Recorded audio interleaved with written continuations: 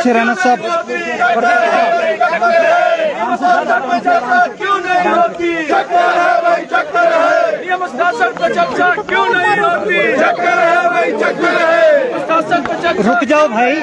चक्कर है भाई, चक्कर है। नियम शासन पर चर्चा क्यों नहीं होती? चक्कर है भाई, चक्कर है। नियम शासन पर चर्चा क्यों नहीं होती?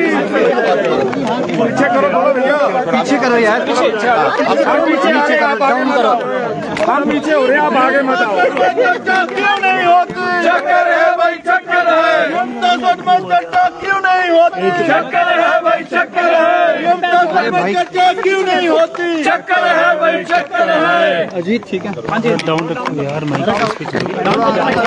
आराम से हम पीछे हो रहे हैं। चलिए आपने चर्चा मांगी थी, लेकिन जिस तरह से कहा गया कि 102 के तहत पहली क्या कहना चाहेंगे सर?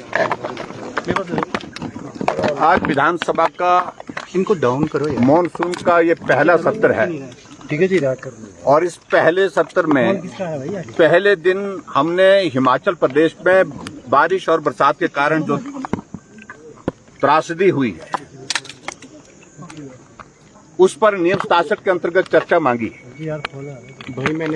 और जहां तक रूल का प्रोविजन है उसमें बड़ा साफ है, स्पष्ट है, जब नियम 67 के अंतर्गत चर्चा मांगी जाती है, चाहे प्रस्ताव सरकारी है, चाहे वो प्रस्ताव किसी एक माननीय सदस्य का है, वो सब कुछ स्थगित कर दिया जाता है। इसलिए इसको स्थगन प्रस्ताव बोलते हैं। सारी कार्यवाही स्थगित करके एक ही विषय पर चर्चा की जाती है नियम 67 के अंतर्गत, जब वो स्वीकार किया जाता है।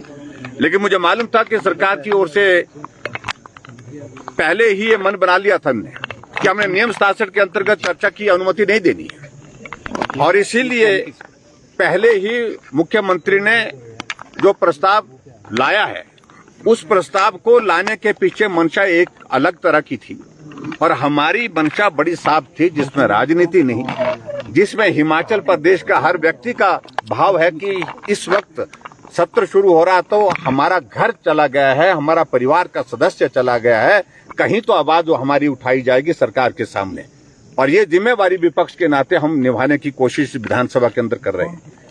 और मुझे इस बात को दुख है कि नियम 67 के ऊपर चर्चा जो रोक दी गई, जिस पर अध्यक्ष महोदय जी ने कहा कि पहले ही हम दूसरे नियम के अंतर्गत वहां पर चर्चा को स्वीकार कर चुके हैं, और मैं अध्यक्ष के प्रति सम्मान व्यक्त करता हूं, लेकिन बड़ी साफ बात है, जब नियम 67 के अंतर्गत चर्चा मांगी जाती है, जब उसको स्वीकार करने की परिस्थिति आती है तो सारा बिजनेस रोक दिया जाता है।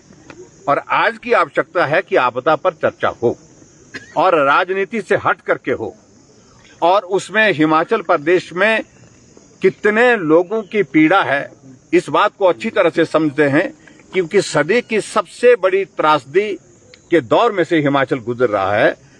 हजारों लोग बेघर हो चुके हैं हिमाचल प्रदेश में, सड़कें बंद पड़ी हैं, बिजली बंद पड़ी है, पानी की योजनाएं बंद पड़ी है, त्राही त्राही चारों तरफ मची है।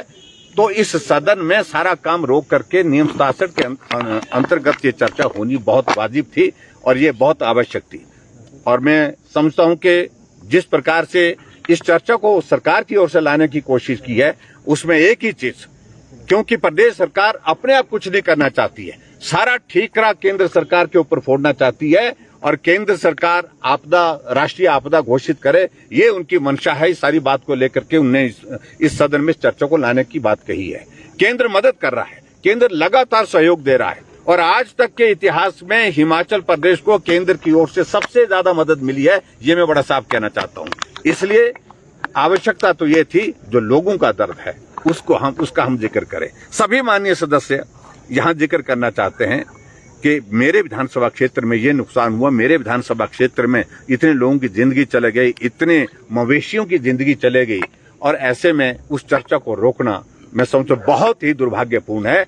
हमारे हिमाचल प्रदेश के 75 लाख के करीब जो लोग हैं, उनकी भावनाओं को आज सदन के अंदर व्यक्त करने से रोका गया है, ये मेरा आरोप है। सर ये भी चीज आ गई थी जो सर्वदलीय बैठक चर्चा शुरू हो चुकी है, तो क्या अब आपका क्या रहेगा आगे? अब हम अभी वॉकआउट देखिए, मैं इस बात को बड़ा स्पष्ट कर रहा हूं। कोविड के दौरान जब हिमाचल प्रदेश में, वो भी एक बड़ा मुद्दा था, हालांकि वो प्रदेश की आपदा नहीं, वो राष्ट्रीय नहीं, अंतर्राष्ट्रीय, मतलब एक वैश्विक विषय था, लेकिन उसके बावजूद भी हमने नियम 67 के अंतर्गत चर्चा की अनुमति दी थी हमने। और आज तो हिमाचल प्रदेश में त्राही त्राही मची है इस आपदा के कारण, उसके बावजूद भी चर्चा की अनुमति नहीं दी जा रही है। मुख्यमंत्री अपने विचारों को थोपना चाह रहे हैं, सरकार अपनी बात को कहने की बात कह रही है, लेकिन लोगों की पीड़ा कहने के लिए जो विपक्ष के सदस्य हैं उनको उससे रोका जा रहा है। यही दुर्भाग्यपूर्ण है। आंकड़े छुपाना चाहती है या फैक्ट छुपाना चाहती है? फैक्ट्स जो है, जो जमीनी हकीकत से बिल्कुल अलग, यही मुख्यमंत्री जी का मैंने वहां सुना। मैंने आज तक में चैनल में इंटरव्यू कुछ दिन पहले कोई कनक्लेव थी, 24 के घंटे के अंदर हमने 75,000 जो हमारे टूरिस्ट थे उनको निकाल दिया। 24 घंटे के अंदर हमने सारी सड़कें बहाल कर दी। 24 घंटे के अंदर पानी की सारी स्कीमें हमने बहाल कर दी। 24 घंटे के अंदर बिजली बहाल कर दी। 24 घंटे के अंदर कम्युनिकेशन बहाल कर दिया। और आज भी मेरे ही विधानसभा क्षेत्र में बिजली अभी तक कई गांव में अभी तक भी नहीं चल रही है। आज भी मुझे प्रधान के वहां से रिप्रेजेंटेशन आए हैं, लिख करके भेजा है, कम से कम सदन में इस बात को उठाइए कि बिजली अभी तक नहीं पहुंची है। और इतना झूठ बोलना और हर जगह झूठ बोलना, ऐसा मुझे लगता है कि ये बहुत दुर्भाग्यपूर्ण है। एक तो आपदा के कारण प्रदेश परेशान है और ऊपर से 10 महीने होने जा रहे हैं इस झूठ को सुनते सुनते। हमने ये भी कर दिया, हमने वो भी कर दिया, जब जमीनी हकीकत हम लोगों ने जाकर के देखी है। सभी प्रतिनिधि यहाँ पर विधानसभा के जो हमारे विपक्ष के हैं, उन्हें अपने अपने क्षेत्र में देखी किस परिस्थिति में से लोग गुजर रहे हैं। देखिए, इस सारे विषय पर हम अभी विचार करेंगे। बैठक में इस विषय को रखा गया था कि 102 के तहत जो प्रदेश सरकार है प्रस्ताव लाने वाली, और दोनों जो पक्ष है उन्होंने इस पर सहमति जताई थी, और उसके बाद ही जो विपक्ष है यहाँ पर 67 के तहत चर्चा लेकर आए। सर देखिए, ऐसा है, चर्चा होनी चाहिए।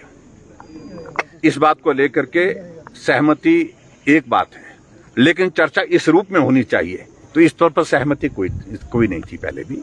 और मैं बड़ा साफ कह रहा हूं कि हमने जो नियम 67 के अंतर्गत चर्चा लाई है, इसी के अनुरूप चर्चा होनी चाहिए, यह आवश्यकता है। संसदीय कार्य मंत्री लगातार कह रहे हैं, स्पीकर भी कह रहे हैं कि बोलने का समय तो दिया जा रहा है, और संसदीय कार्य मंत्री हर्षवर्धन चौहान ने कहा कि विपक्ष तो राजनीति कर रहा है, छोटे मुद्दों पर। देखिए, राजनीति की शुरुआत अगर की है तो सरकार ने की है, मुख्यमंत्री ने किया है, इनके मंत्रियों ने की है, इनके विधायकों ने की है। हम विपक्ष में रह करके लोगों की आवाज को उठाएंगे। और बार बार यही कहा जा रहा है, आपदा है मत बोलिए, आपदा है। कब तक नहीं बोलेंगे हम? और बाहर नहीं बोले हम, हमारे बहुत सारे सदस्य भी, हम लोगों ने भी बाहर सब्र किया इस आपदा की घड़ी में, लेकिन सदन के अंदर कब तक हमको बंद करेंगे, कब तक हमारी आवाज को दबाने की कोशिश करेंगे, ये बर्दाश्त नहीं है। Thank you please, thank you.